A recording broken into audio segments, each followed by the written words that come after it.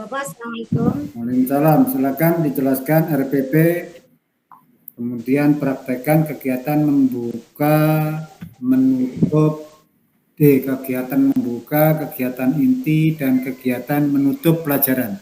Praktekkan. Assalamualaikum warahmatullahi wabarakatuh. Di sini saya akan menjelaskan tentang RPP yang saya gunakan. Di sini saya menggunakan tata cara memandikan dan mengkafani jenazah. Mengkafani jenazah di sini hanya pertama adalah KI, kemudian ada KD. KD di sini itu menganalisis ketentuan penyelenggaraan jenazah, yang keterampilan mengkomunikasikan hasil analisis tata cara penyelenggaraan jenazah. Indikatornya yaitu mendemonstrasikan tata cara memandikan jenazah, menjelaskan tata cara memandikan dan mengkafani jenazah. Tujuan pembelajaran di sini, satu, setelah mengamati tayangan PowerPoint, menyimak penjelasan guru dan bertanya jawab, peserta didik mampu menguraikan, memahami, dan meneladani pentingnya syariat Islam tentang kewajiban pemulasaran jenazah masuk C4. Yang kedua, setelah mengamati tayangan PowerPoint, menyimak penjelasan guru dan bertanya jawab, peserta didik mampu menelaah berbagai dalil, memahami dan menjelaskan tata cara memandikan jenazah dan mengkafaninya. Ketiga, setelah mengamati tayangan PowerPoint, menyimak penjelasan guru dan bertanya jawab, peserta didik mampu mengategorikan tata cara mengkafani dan memandikan jenazah. Yang keempat, setelah mengamati tayangan PowerPoint, menyimak penjelasan guru,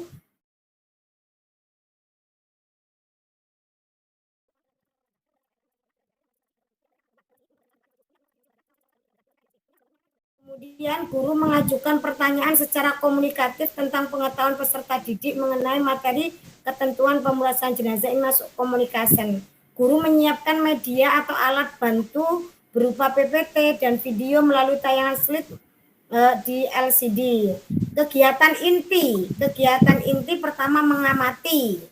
Mengamati di sini peserta didik membaca buku pelajaran tentang materi memandikan dan mengkafani jenazah, kemudian menyimak penjelasan guru, mengamati tayangan video yang diputar oleh guru, kemudian mempertanyakan. Peserta didik mengajukan pertanyaan tentang tata cara memandikan dan mengkafani jenazah. Peserta didik mengajukan pertanyaan mengenai syarat-syarat jenazah yang bisa dimandikan. Guru dan peserta didik aktif melakukan tanya jawab tentang materi di PPT. Mengeksplorasikan, guru membagi peserta didik ke dalam beberapa kelompok untuk mendiskusikan mengenai tata cara memandikan serta mengkafani jenazah menggunakan bahasa mereka sendiri-sendiri. Kemudian kegiatan inti mengkomunikasikan, peserta didik memaparkan hasil diskusi di depan kelas. Kemudian tiap kelompok melakukan tanya jawab sederhana, mengomentari hasil diskusi kelompok lain. Kemudian guru memberi reward kepada seluruh kelompok. Guru memberikan penjelasan tambahan dan menguatkan tahapan hasil diskusi. Kemudian kegiatan penutup. Kegiatan penutup di sini, guru dan murid menyimpulkan kesimpulan tentang materi yang sudah disampaikan. Guru menyebutkan materi yang akan dipelajari selanjutnya. Kemudian guru memberikan tugas LKPD yang sudah dibuat. Bersama-sama menutup pembelajaran dengan doa dan salam. Alat dan sumber belajar, medianya yaitu menggunakan LCD, multimedia ECT, laptop, LCD proyektor, PPT, LKPD. Sumbernya menggunakan buku modul fikih kelas 10 karena saya mengajar di kelas 10, buku digital fikih KMA dari Kemenak RI, kemudian internet. Penilaian yang ada yaitu penilaian sikap, penilaian pengetahuan, dan penilaian keterampilan. Penjelasan RPP yang sudah saya buat. Materi ajar lainnya berupa buku paket, ini bisa diakses. Kemudian ini materi yang sudah saya buat. Setelah itu untuk PBL-nya, nah ini untuk matrik identifikasi pendekatan modelnya yaitu menggunakan basic learning. penilaiannya yaitu kompetensi kalau menggunakan observasi, kompetensi pengetahuan menggunakan tes tulis, kompetensi keterampilan menggunakan unjuk kerja. Laporan dari saya, Bapak. Baik, kemudian lanjutkan praktek ngajar seolah-olah di depan itu ada murid, mempraktekkan kegiatan pendahuluan, kegiatan inti, dan juga kegiatan penutup. Waktu 5 menit maksimal. Assalamualaikum warahmatullahi wabarakatuh. Gimana kabarnya anak-anak hari ini? Ya, alhamdulillahirobbilalamin. Hari ini Bu Risma memberikan sebuah pelajaran, yaitu lanjutan yang kemarin, yaitu tentang pemularasan jenazah, yaitu bab 2. Tapi sebelumnya kita buka dengan pembukaan Fatihah terlebih dahulu sebelum kita memulai pembelajaran hari ini. Kita awali ini diberikan kemudahan, kelancaran, dan anak-anak menjadi anak-anak yang sukses semua. Biridhaillah, bisyafaat Rasulillah, bibarokatil Fatihah. Oke, untuk anak-anak semuanya, sebelum Bu Risma melanjutkan pelajaran hari ini, coba Bu Risma pengen tahu ada yang tidak masuk. Oh, alhamdulillah semuanya masuk semuanya. Oke, kalau sudah masuk semuanya, Bu Risma ingin yang kemarin Bu Risma ngajar apa, Mbak? Ingat pemularasan jenazah. Apa sih kita sebagai seorang muslim itu jika ada orang yang meninggal dunia, kewajiban kita apa? Kewajiban kita yang pertama adalah memandikan, kemudian mengkafani, setelah itu disolatkan, kemudian apa yang terakhir? Yaitu mengkuburkan. Oke, untuk hari ini Bu Risma mau menjelaskan tentang takziah dan ziarah kubur. Tapi sebelumnya ingin tahu takziah dan ziarah kubur itu apa? Coba Bu Risma mau menunjuk salah satu anak. Udin, takziah itu apa? Iya, pinter. Pak Rofi apa namanya, Mas? Oh iya, ziarah kubur itu apa? Pinter. Oke, saya akan menjelaskan tentang masalah takziah. Takziah itu adalah melayat, mengunjungi orang yang sedang tertimpa musibah kematian dalam rangka menghibur atau memberi semangat kepada orang yang terkena musibah. Tujuan takziah itu untuk apa? Yaitu untuk mendoakan orang yang sudah meninggal dunia. Kedua, menghibur keluarga yang ditinggal meninggal. Yang ketiga, mengingatkan diri sendiri akan kematian. Coba didengarkan lagi apa saja larangan dan anjuran saat bertakziah. Yuk, ada yang tahu? Coba acungkan tangan. Coba larangan saat bertakziah, coba sebutkan. Iya, pintar. Pertama adalah jangan bercanda. Yang kedua, iya suaranya pintar, bersuara yang lantang atau membicarakan aib jenazah. Entah itu panjang kali lebar ataupun yang sedikit, yang penting jangan membicarakan aib jenazah. Anjuran saat bertakziah yang pertama adalah mengucapkan innalillahi wa inna ilaihi raji'un. Kedua, menghibur keluarga yang ditinggalkan. Yang ketiga, membuatkan makan bagi keluarga yang ditinggalkan. Yang keempat, mensolatkan jenazah. Oke, saya lanjut ya. Hikmah bertakziah yaitu 1. Tercipta hubungan silaturahim, dapat mengurangi beban kesedihan keluarga. Orang yang bertakziah dapat turut serta mendoakan jenazah. Yang keempat, akan mendapatkan pahala dari Allah. Oke, di sini Bu Risma memiliki video.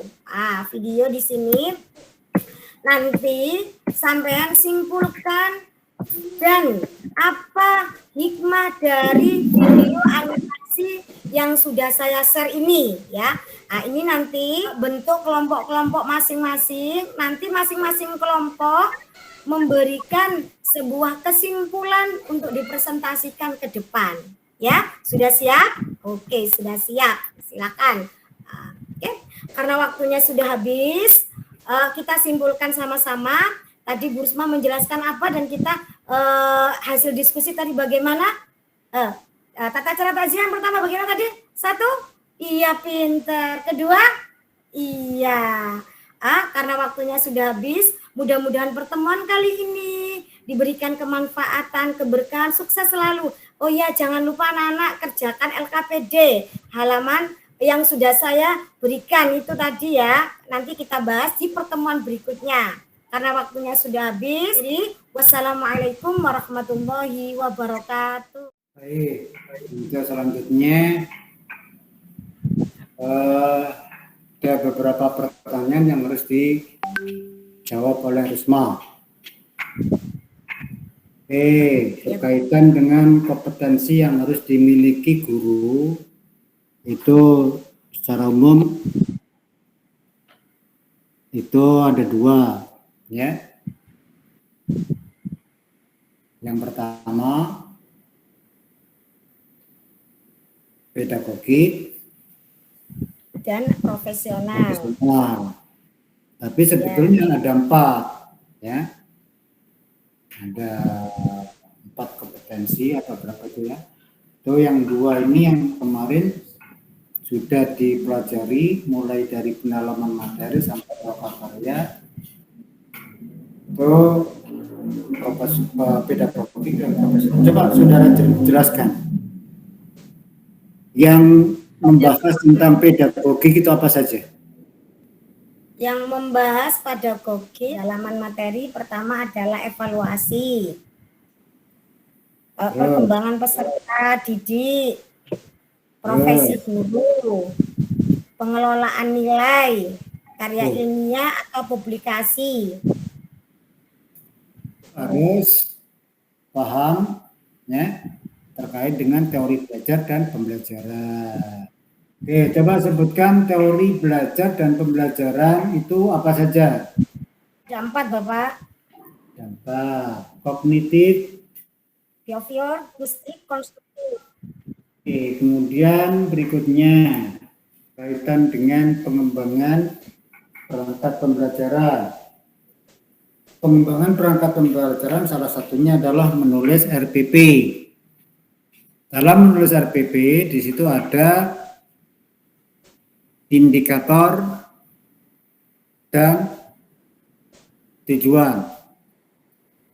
Oke, coba sebutkan komponen-komponen yang harus ada dalam merumuskan tujuan. LKPD, media pembelajaran, RPP,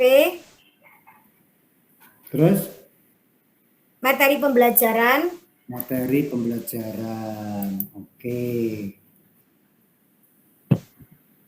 Kemudian supaya anak memiliki kemampuan berpikir kritis, berpikir kreatif, berkolaborasi.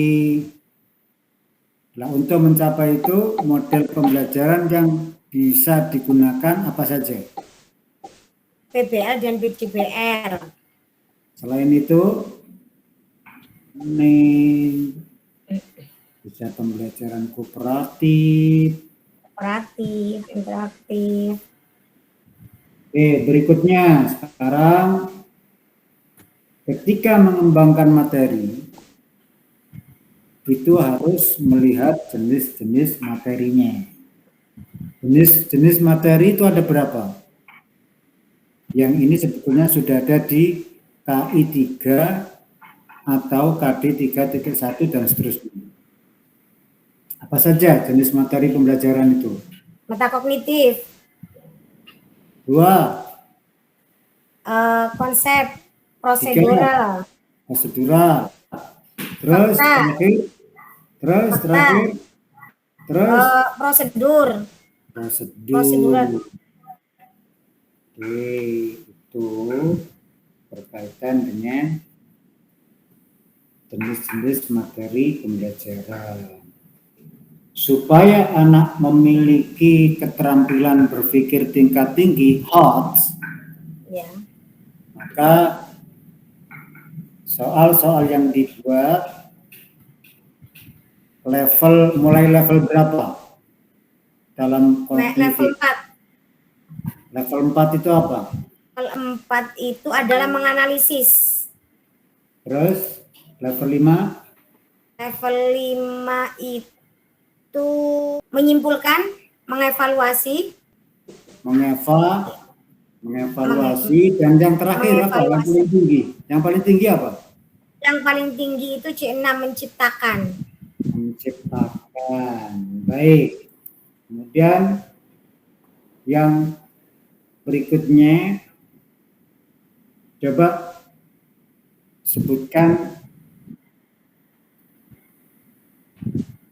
aspek-aspek yang dinilai dalam kegiatan pembelajaran. Aspek-aspek yang dinilai dalam kegiatan pembelajaran itu adalah penilaian sikap. 1, 2. Pengetahuan ini bisa tes tertulis, bisa uraian, bisa pilihan ganda, bisa tanya jawab. Kemudian yang berikutnya adalah kompetensi keterampilan. Kompetensi keterampilan itu seperti unjuk kerja, entah itu presentasi, hasil diskusi. Oke, kemudian coba saudara jelaskan tahapan-tahapan menyusun soal. Pertama adalah harus mempunyai indikator soal, fungsi pengetahuannya, kisi-kisi soal, butir soal. Oke, baik. Ya, baik. Untuk terakhir, silakan membaca ayat Al-Quran. Dibuka 1 kali. A'udzu billahi minasyaitonir rajim. Bismillahirrahmanirrahim. Alhamdulillahi rabbil alamin. Ar-Rahmanir Rahim. Maliki yaumiddin. Iyyaka na'budu wa iyyaka nasta'in. Ihdinas siratal mustaqim. Siratal ladzina an'amta 'alaihim waladdallin.